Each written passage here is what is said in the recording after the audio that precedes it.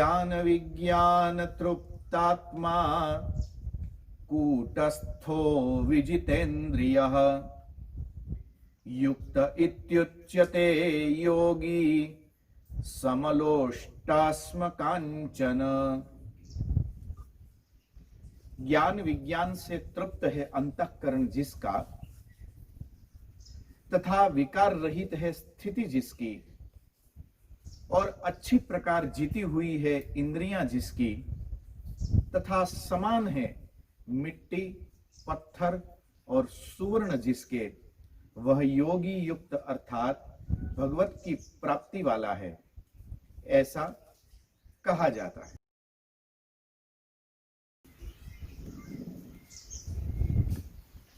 तो सज्जनों, मुस्कुराइए। आप सभी को मेरा प्रणाम। जय सिया राम। कन्या गुरुकुल के लाभार्थ मानवता मिशन द्वारा आयोजित इस आत्मसंयम चिंतन सत्र में आप सभी का स्वागत है।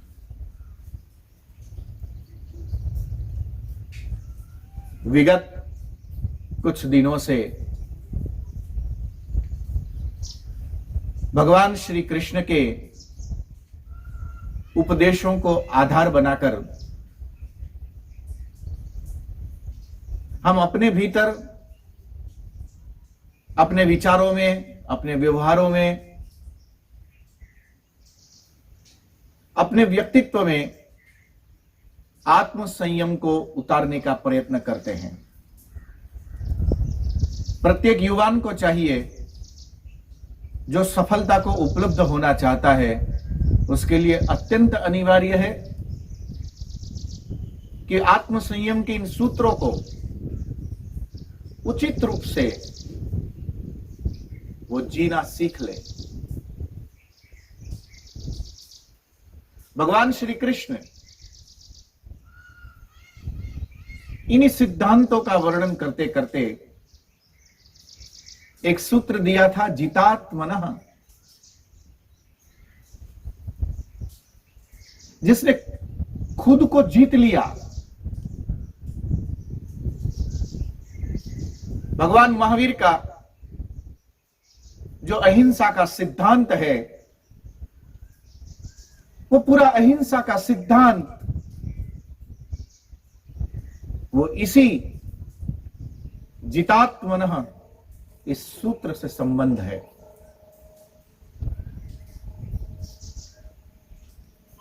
जिसने खुद पे काबू पा लिया, समझ लो कि उसने अहिंसा को प्राप्त कर लिया। अहिंसा एक हमारे अस्तित्व का सुखपूर्वक सफलता की यात्रा का यह महत्वपूर्ण पाथेय हो सकता है। जो अहिंसक है वही प्रशांतस्य, जिसके भीतर शाश्वत शांति स्थिर हो चुकी है। पदार्थों में, द्रव्यों में, सत्ता में, रूप में, संपत्ति में, प्रभुत्व में, इन चहुं और आकर्षण के बीच में जिसने खुद को जीतना सीख लिया, समझ लो कि वो द्वंद्व से परे हो गया। आकर्षण और अपाकर्षण से उछलकर जो बाहर हो चुका, तभी एक अवस्था का जन्म हो सकता है, और उस अवस्था का नाम है प्रशांतस्य। जो जीतना चाहता है, जो विजयी होना चाहता है, जो सफल होना चाहता है, जो ईश्वर को उपलब्ध होना चाहता है, जो अनंत को स्पर्श करना चाहता है, उसके लिए अनिवार्य है प्रशांतस्य। जो एक शाश्वत शांति को उपलब्ध हो गया, प्रशांतस्य, एक ऐसी गहरी शांति कि हिमालय की कोई झील, कोई सरोवर,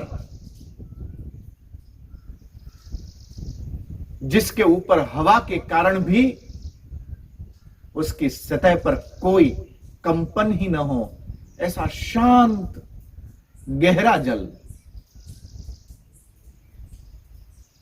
एक ऐसी दीपक की लौ कि जिसमें किसी प्रकार का कोई कंपन न हो,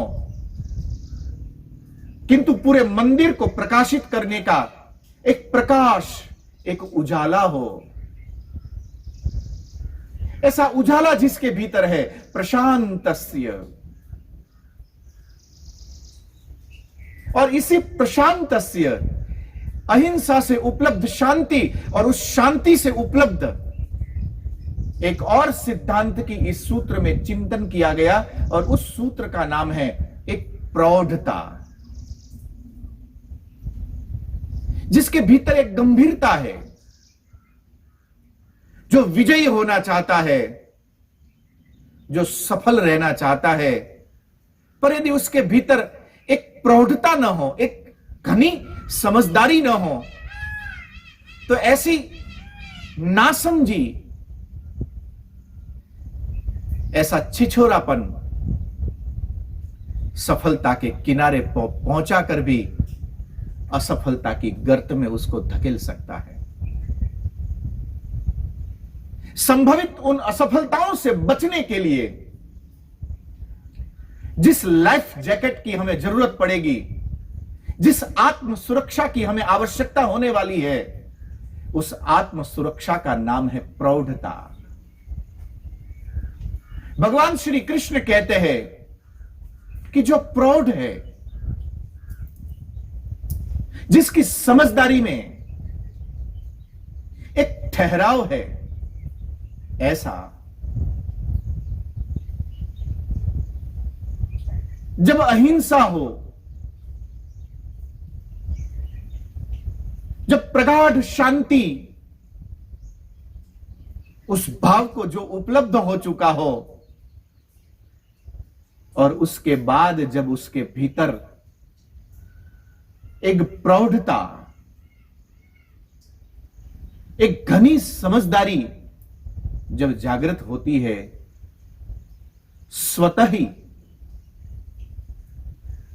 संसार की प्रत्येक अवस्था, प्रत्येक घटना, प्रत्येक विचार, प्रत्येक भाव के प्रति या तो वो शून्य हो सकता है अथवा वो द्वंद्व से परे हो सकता है।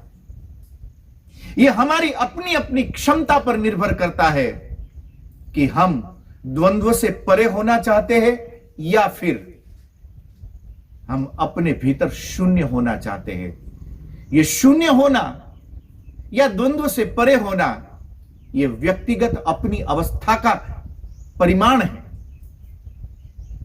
यह पूर्व निर्धारित करना इसलिए ठीक नहीं है, जैसे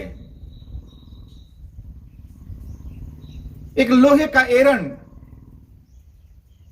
जो खुद लोहे से बना है, किंतु उसी एरण की सतह पर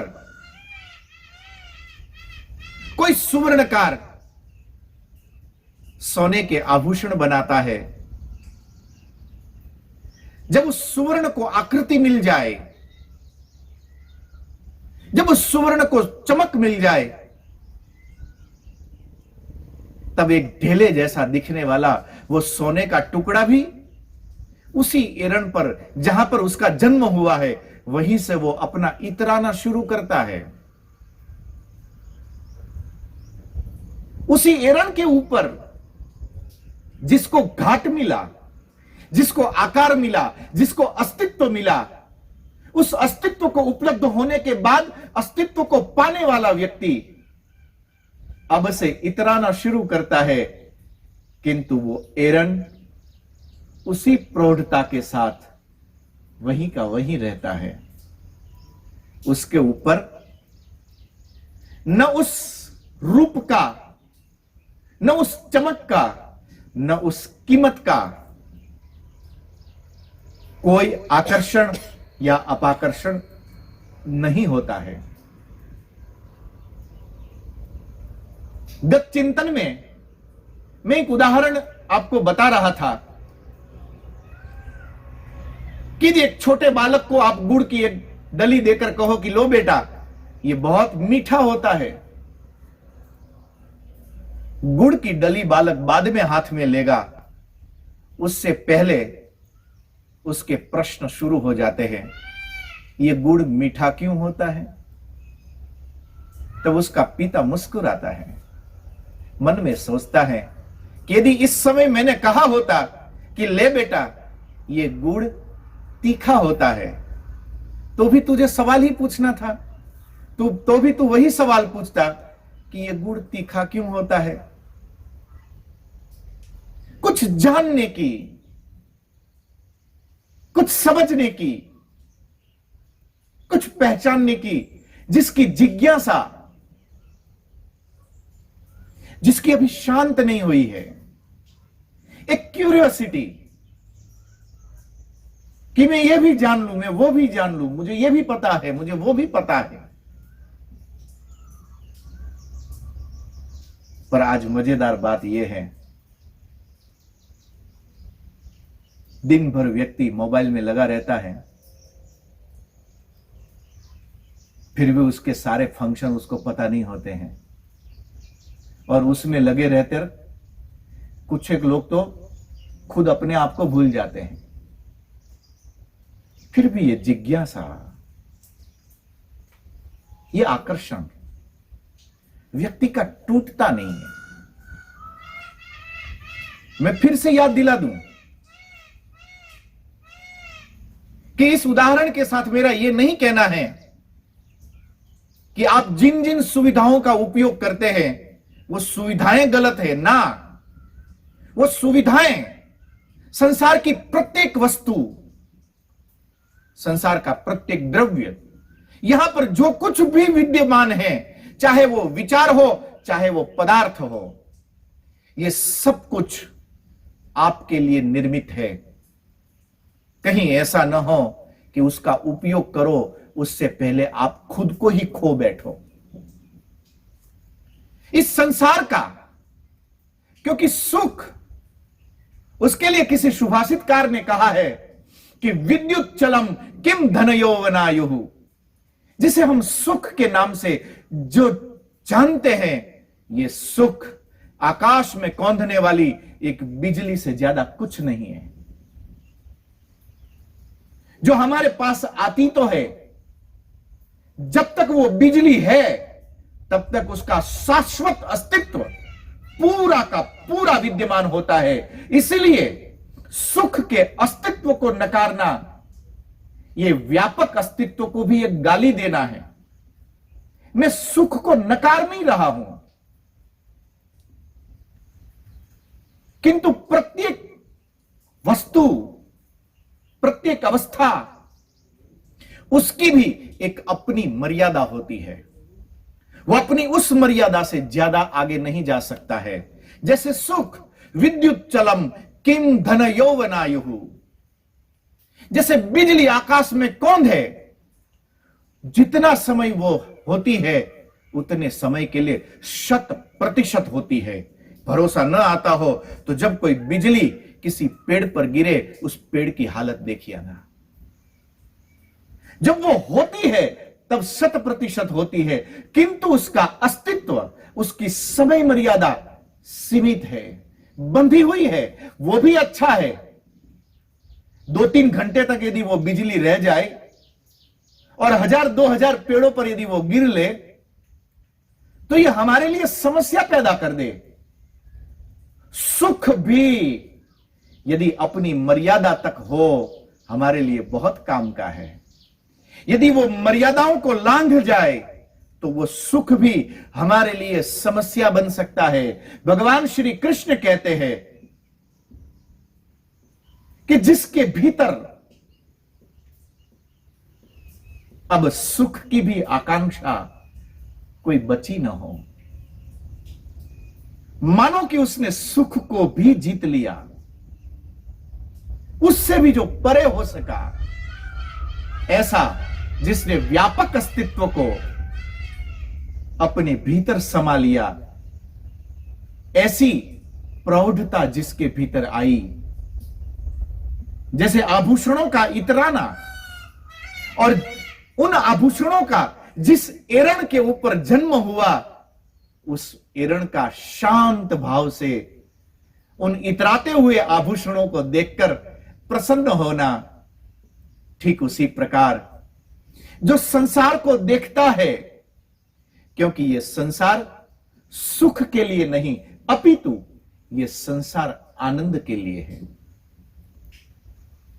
सुख की सीमित मर्यादा है, उसी सुख को जहां से हम उपलब्ध करते हैं, अथवा तो वो सुख जिसमें रहता है वो आनंद असीमित है।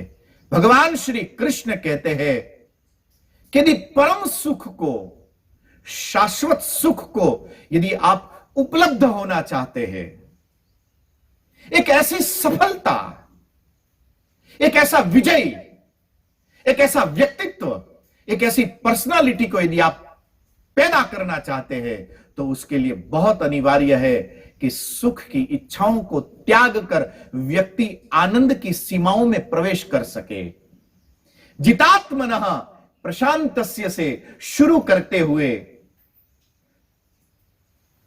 भगवान श्री कृष्ण इस मंत्र में कहते हैं कि जिसने मिट्टी, पत्थर और स्वर्ण के भीतर भी एक रूपता को पहचान लिया हो। मुस्कुराइए, यहां से योग की एक नई यात्रा आपका इंतजार कर रही है। ये पूरा संसार मैं के लिए, आपके लिए, स्वयं के लिए, निज के लिए दो अलग अलग विभागों में विभक्त है। एक संसार है जो बाहर है, जिसे हम आंखों के द्वारा देखते हैं, इंद्रियों के द्वारा जिसको महसूस करते हैं। एक संसार हमारे भीतर है जो इस मैं को सहायता देता है। यदि वो ठीक हो जाए तो निज को, स्वयं को चलाने में आधार बन सकता है। तो ज्ञान विज्ञान संयुक्तम, ज्ञान जो भीतर की अवस्था है, विज्ञान जो बाहर की अवस्था है। भगवान श्री कृष्ण कहते हैं कि जिसने मिट्टी, पत्थर और सुवर्ण में एकात्म भाव को साध लिया, श्री कृष्ण के शब्द समलोष्टाश्म कांचनः,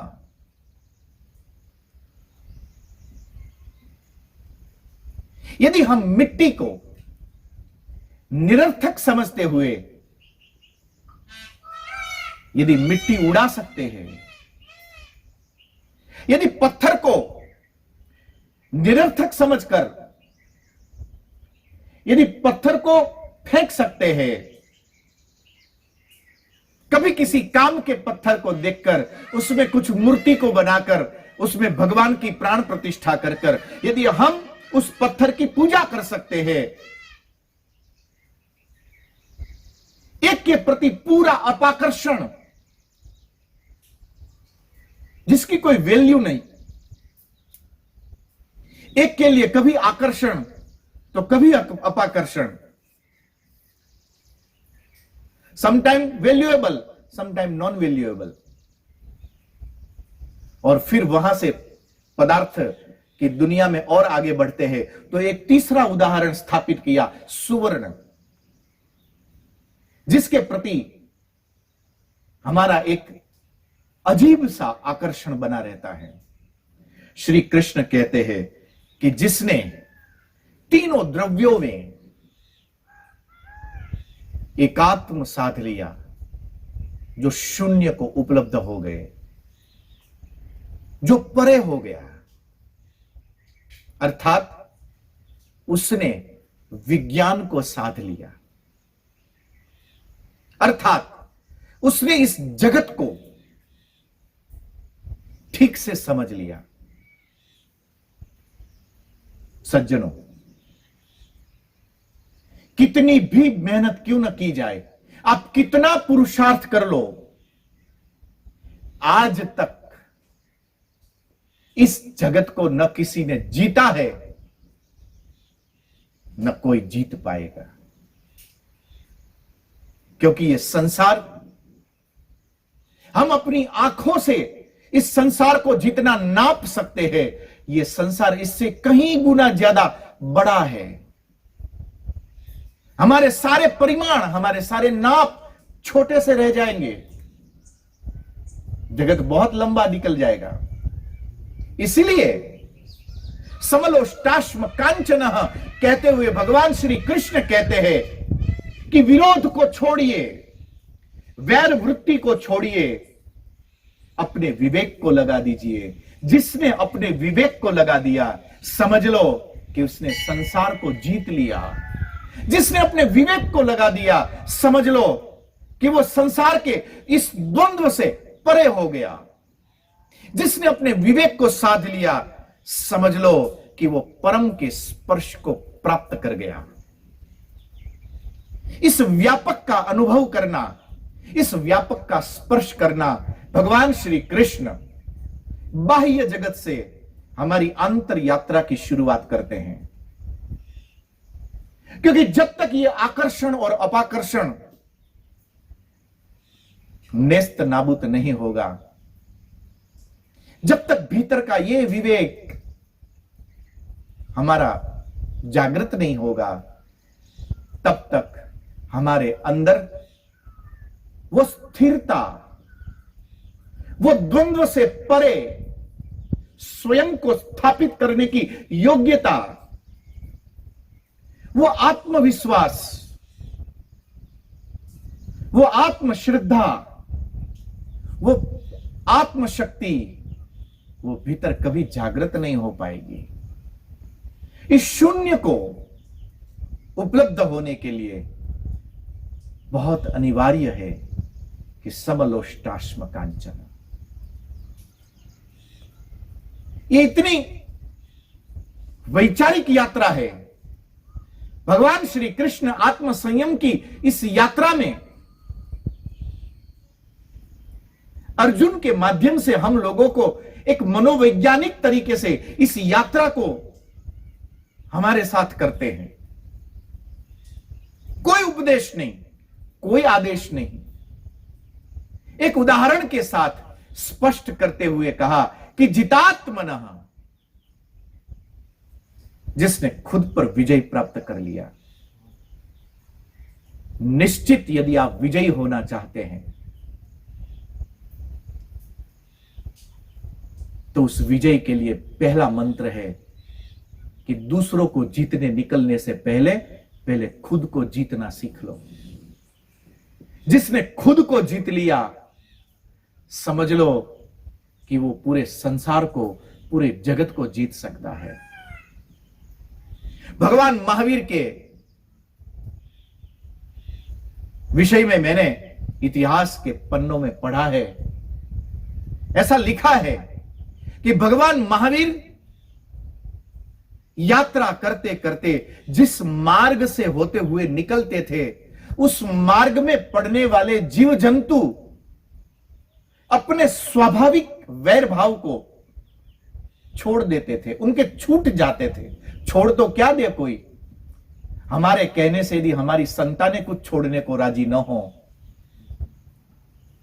तो यह संभव ही नहीं है कि महावीर के निकलने से कोई कुछ छोड़ दे। इस संसार में कोई कुछ भी छोड़ने को राजी नहीं है, पर उस व्यक्तित्व के अंदर एक ऐसा आकर्षण था, उस व्यक्तित्व के अंदर एक ऐसी मजबूती थी, उस व्यक्तित्व के अंदर पर्सनालिटी में एक ऐसा चमत्कार था कि भगवान महावीर जहां से निकले वहां प्रत्येक भूत मात्र अपने भीतर की वैर वृत्ति को स्वतः छोड़ देते थे, छूट जाती थी। इसे कहते हैं एक मजबूत आत्म संयम का आरंभ। भगवान कृष्ण आत्म संयम के इस प्रारंभ से लेकर हमें एक यात्रा करवाते हैं, समलोष्टाश्म कांचनः। अभी और आगे हम यात्रा करेंगे, किंतु उस यात्रा में भगवान श्री कृष्ण हमें आत्म संयम के उन सूत्रों तक, आत्म संयम के उस सिद्धांतों तक गहराई से यात्रा करवाते हैं, जिस यात्रा में हमें परमात्मा का अनुभव हो।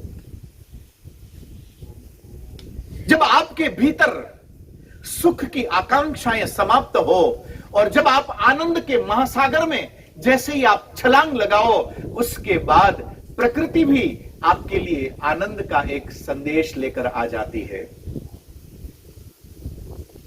विज्ञान के इस 2 डायमेंशन में इस समय जिस आनंद को यहां बैठकर हम महसूस कर पाते हैं, उस आनंद को तो शायद ही आप देख पाओ, किंतु इस आनंद की उपलब्धि के लिए आत्म संयम की इस यात्रा पर भगवान श्री कृष्ण ने हमें लेकर चले। आज हमारी यात्रा में इतना ही। पुनः आत्म संयम के इस यात्रा के लिए सत्संग के इस मार्ग पर पुनः मिलने की आशा के साथ आप सभी को मेरा प्रणाम। जय सिया राम।